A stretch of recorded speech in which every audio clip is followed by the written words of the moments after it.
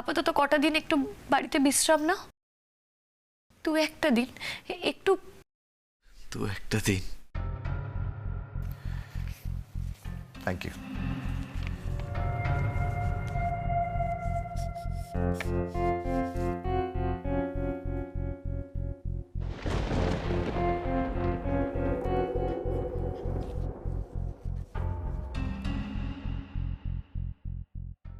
অপারেশনের আগে পর্যন্ত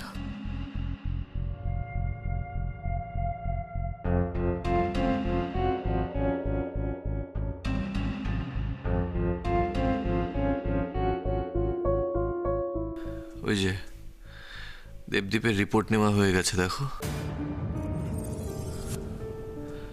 রিপোর্টটা পড়ছে দেবদীপ।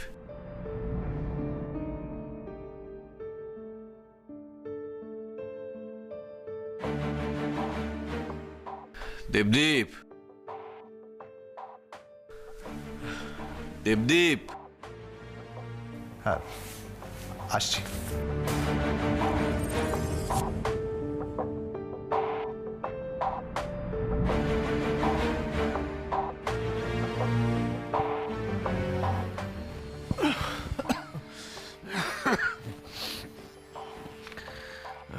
দেখি রিপোর্টগুলো। আমি তো ডাক্তার, আর আমি এই বিষয়েরই ডাক্তার। আমি দেখে নিই আগে, তারপরে বলছি।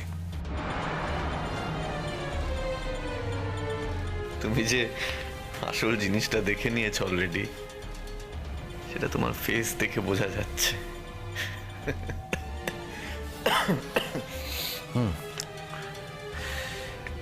একটা তো পজিটিভ। সো আমরা তো মেন্টালি প্রিপেয়ার্ডই ছিলাম এর জন্যে, তাই না যশ?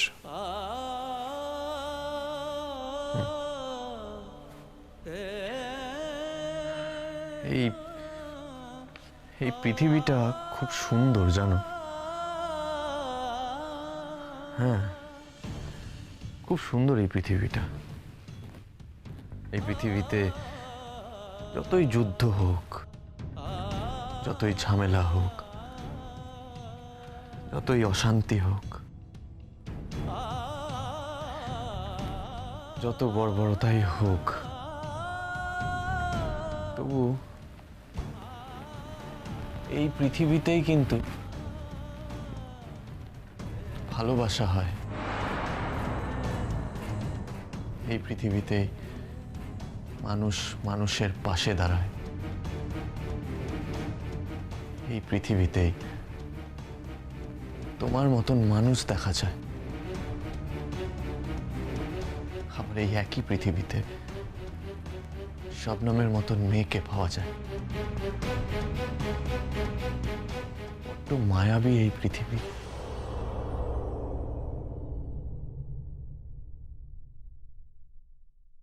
কি হচ্ছে বলো তো? তুমি যদি এতটা মেন্টালি উইক হয়ে পড়ো তাহলে কি করে হবে যশ? কে বলেছে আমি উইক হয়ে পড়ছি? আমি শুধু বলছি এই পৃথিবীটা খুব সুন্দর। কারো কাছে যদি ওয়ার্নিং আসে যে তোমাকে এই পৃথিবী ছেড়ে চলে যেতে হবে চিরকালের মতো, তার বয়স যতই হোক না কেন, খারাপ লাগাটা থেকেই যায়। সারা শহর একই রকম থাকবে, তোমরা সবাই থাকবে, তো আমি আর থাকবো না। এটা ভাবাটা যে কতটা কষ্টকর।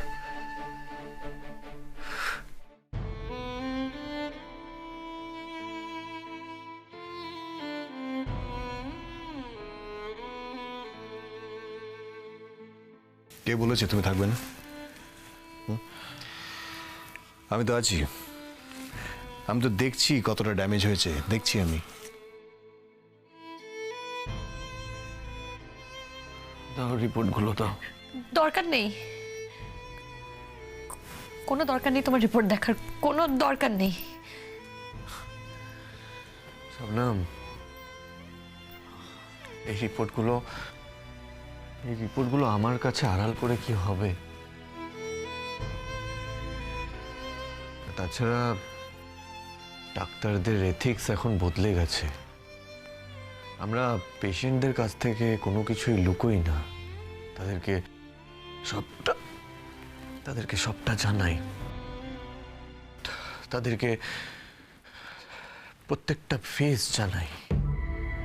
আর তাছাড়া তুমি তো একজন ডাক্তার, তুমিও তো জানো এগুলো।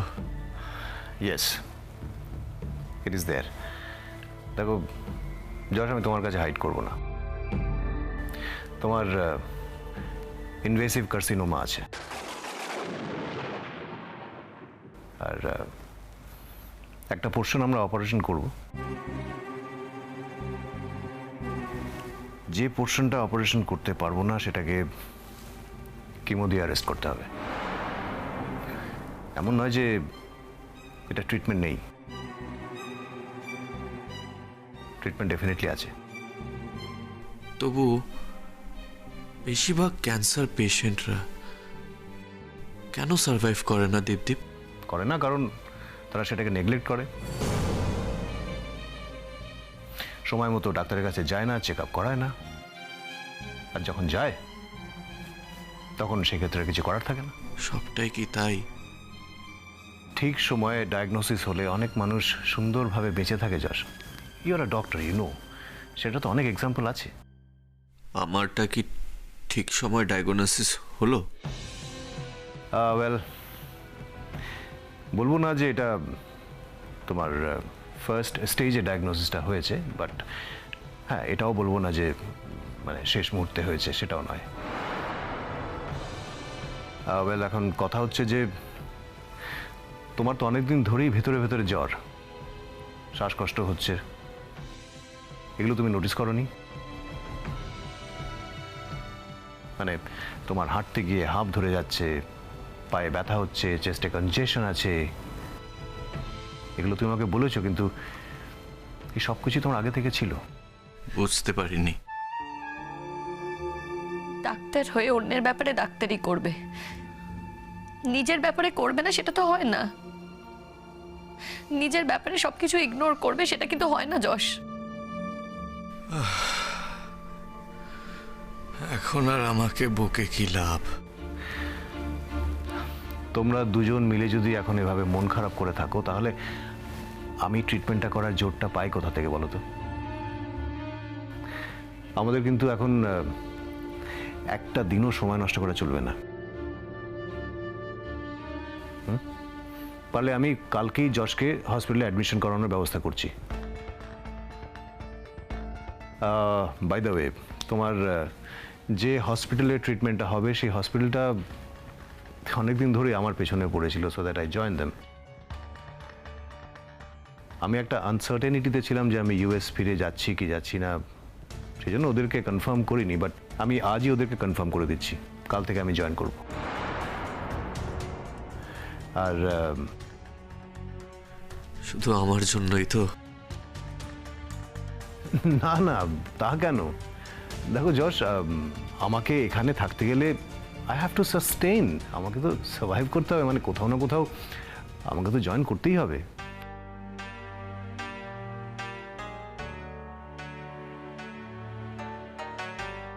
এই হসপিটালটাই বেছে নিলে শুধুমাত্র আমার ট্রিটমেন্টটা ওখানে করা যাবে বলে? হসপিটালটা ভালো বলে। দেবদীপ, তুমি কি কালই ওকে ভর্তি করতে চাও? হ্যাঁ, অনেকটা তো দেরি হয়ে গেছে। ইট ওয়াজ ওয়ান্টেড ইয়েস্টারডে, বাট যেহেতু অনেকটা দেরি হয়ে গেছে, কালই আমি চেষ্টা করছি। কাল আমি হসপিটালে জয়েন করছি, কিছু ফর্ম্যালিটি থাকবে জয়েন করানোর। কাল যদি নাও হয় তাহলে পরশু ডেফিনেটলি আমি যশকে ওখানে অ্যাডমিশনটা করিয়ে দেবো। অ্যাডমিশনের পর কিছু শারীরিক টেস্ট, কিছু মেডিকেল টেস্ট ওকে করাতে হবে, সেগুলো হয়ে গেলে পরেই আমরা সার্জারির ব্যবস্থা করব। আমি ডাক্তার হিসেবে চিরকাল পেশেন্টদের অভয় দিয়ে এসেছি, আজ নিজে পেশেন্ট হয়ে কেন এরকম ভয় পাচ্ছি বলো তো? আমি তো জানি অপারেশনটা কিভাবে হবে, কি হবে।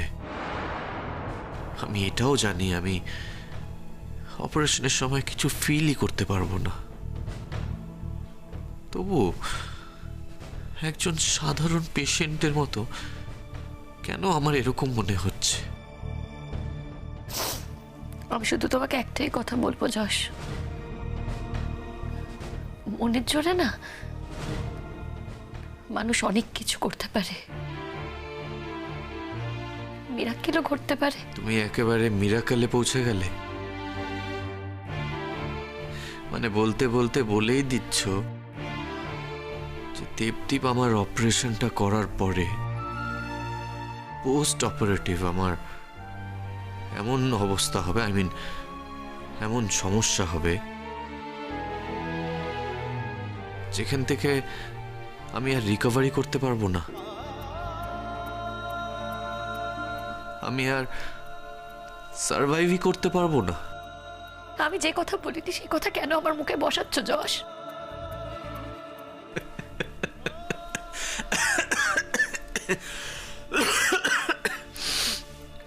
রাগ করছো কেন তুমি?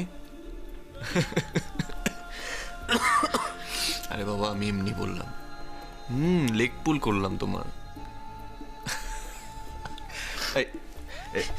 এই যে দেবদীপ ভাই, এই দেখো দেখো ম্যাডামকে দেখো, হ্যাঁ একদম বোকা। তোমার স্ত্রী মেয়েটা একদম বোকা, কিচ্ছু বোঝে না, এখনই কাঁদতে শুরু করেছে। আরে বাবা, আমার তো এখনো মরতে মরতে সময় লাগবে,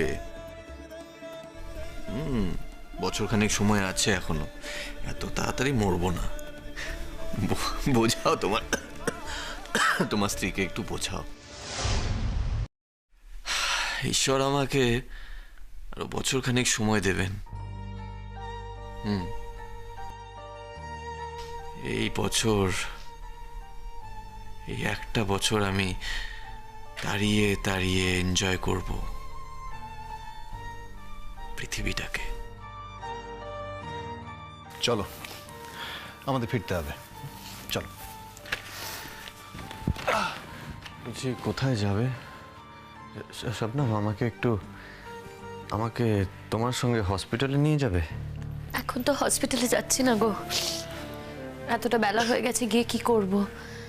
আরে এমনিতেই ছুটি নিয়ে রেখেছি, তোমাকে আমরা বাড়ি ড্রপ করে দেবো, চলো। আমার বাড়িতে না, মানে আমার বাড়িতে তোমার অনেক হিউমিলিয়েশন হয়। হ্যাঁ, দেবদীপ ভাইকে অনেক অসম্মান করে আমার বাড়ির লোকজন।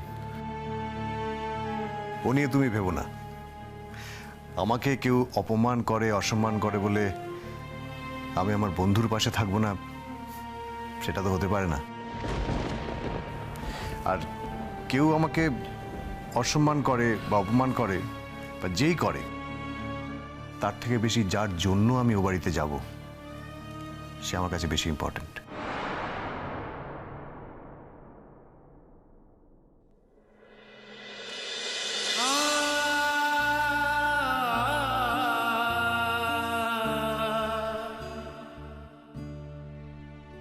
কি হলো অপরাজিতা, তুমি কাঁদছো কেন? দেখো অপরাজিতা, মনের জোরটা যশের যতটা থাকা প্রয়োজন তার থেকে বেশি তোমার থাকাটা প্রয়োজন, আর সেটা আমার জন্য খুব ইম্পর্টেন্ট। কি বলো তো দেবদীপ, কিছু কিছু দৃশ্য এমন দুর্লভ হয় না, চোখের জল আটকানো যায় না। I salute you. আচ্ছা, এখন কি এই কথাগুলো বলার সময়? চলো। আজ আমি বুঝতে পারছি আমি সঠিক সময়ে সঠিক সিদ্ধান্ত নিয়েছিলাম। কি ব্যাপারে? এটা আমি তোমার সাথে শেয়ার করতে চাই না। ঠিক আছে, রাগ করো না শবনম, মূল কথা এটাই, দেবদীপের মতন মানুষই তোমার জীবনে আদর্শ মানুষ।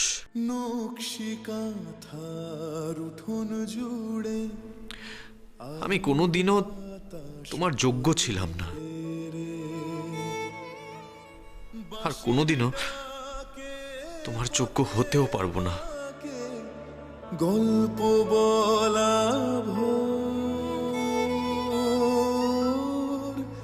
ছাতিম ফুলের সুবাস দোলে, নকশি কাঁথার মাঠ পেরোলে, আসমানি রং হাত ছানি দেয়, রঙিন খুশির ভোর।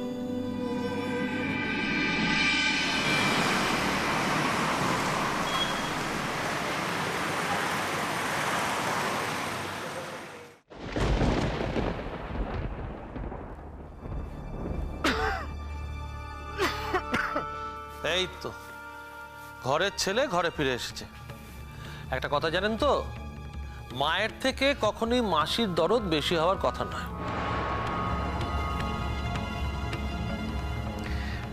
এক্ষেত্রে মাসি যদি ডাক্তার হয় তাহলে মাসির যে এফিসিয়েন্সিটা বেশি সেটাই প্রমাণিত হয়। তাহলে মার থেকে মাসির দরদটা যে বেশি, এতে কোনো তো অপরাধ নেই, অন্তত আমি সেটা মনে করি। আপনার একটা কথা বলুন তো, কোন অধিকারে আপনারা আমার হাজবেন্ডকে ডাক্তার দেখাতে নিয়ে গেছিলেন? কি চান আপনারা? সব সময় আমার হাজবেন্ডের সঙ্গে ঘুরঘুর ঘুরঘুর করছেন, ওর প্রপার্টি চান?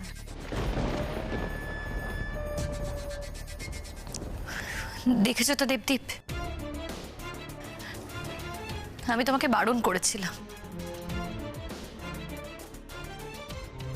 ধুর, পাগলের কথা কান দিয়ে লাভ আছে নাকি অপরাজিতা?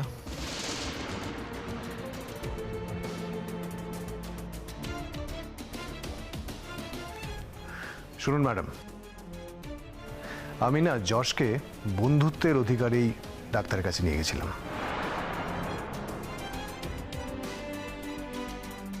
প্লিজ, বন্ধুত্ব? আপনি অন্তত এই বন্ধুত্বের উচ্চারণটা করবেন না। আপনি আর যাই হোক যশের কোনোদিন বন্ধু হতে পারেন না, যশের সঙ্গে আপনার বন্ধুত্বটা হতে পারে না।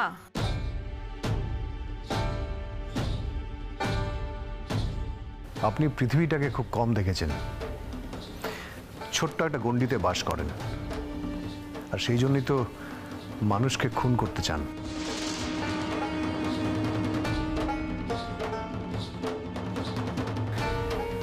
আপনার মাথায় তো এখনো শাস্তির বোঝা রয়েছে, তাই না? সুতরাং এই অবস্থায় দাঁড়িয়ে প্লিজ এই কথাগুলো বলবেন না ম্যাডাম। এক মিনিট, কেউ না বললেও আমি একটা কথা বলতে বাধ্য হচ্ছি।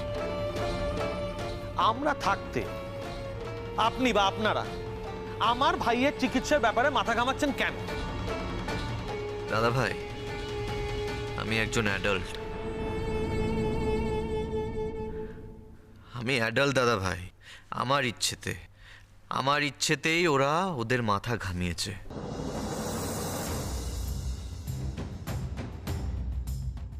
তোমার ইচ্ছে মানে যশ? তুমি অসুস্থ, তোমার চিকিৎসার দায়িত্ব আমাদের। এরা কারা? কারা এরা? তোমার বাড়িতে আমরা মানে লোকজন নেই? হ্যাঁ, রোহিণীর ওপর তোমার রাগ থাকতে পারে, রোহিণী সম্পর্কে তোমার কানে বিষ ঢালছে এই মেয়েটি, কিন্তু আমি, পরাগ, বাড়ির অন্য সব লোকেরা, তারা কি দোষ করেছে যশ?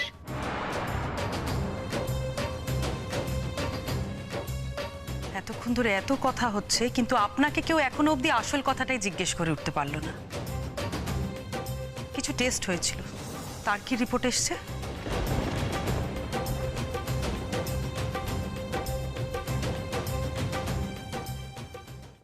আসলে আমার বাড়ির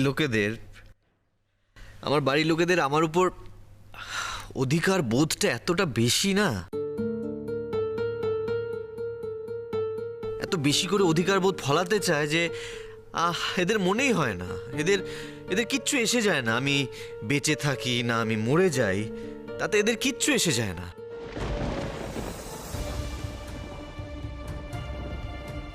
এদের কাছে সবার আগে হলো আমার উপর অধিকার বোধটা। এদের জীবনের একমাত্র লক্ষ্য যশের উপর অধিকার বোধ, আর কিচ্ছু না, অধিকার বোধ। প্লিজ চুপ করো যশ। তুমি আমার ছেলে, তোমার জন্য আমি চিন্তা করব না আমার থেকে বেশি অন্য কেউ চিন্তা করবে? এটা হয়? আমার না মাঝে মাঝে অবাক লাগে, অবাক লাগে মাঝে মাঝে যে তুমি আমার মা কি করে হলে।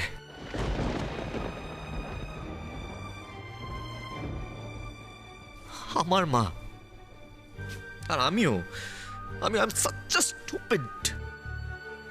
এত বছর ধরে আমিও এটা কি করে অ্যাডমিট করে গেলাম, তোমাকে আমার মা হিসেবে অ্যাডমিট করে গেলাম, কি করে কি করে।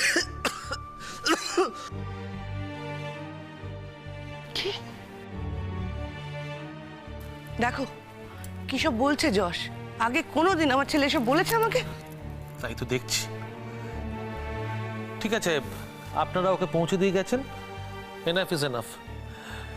এরপর ওর চিকিৎসার ব্যাপারটা আমরা দেখে নিতে পারবো। আপনারা কিচ্ছু দেখে নিতে পারবেন না। কাল বা পরশু আমি যে হসপিটালে জয়েন করেছি সেই হসপিটালে যশকে আমি অ্যাডমিট করাবো, আর সেটা আমি আপনাদের ফোনে জানিয়ে দেবো। আমি ওর অপারেশনটা করব। আপনারা ওর রিপোর্টটা দেখেননি এবং ওর কি হয়েছে সেটা আপনারা জানতে চাননি। আমি বলে দিচ্ছি,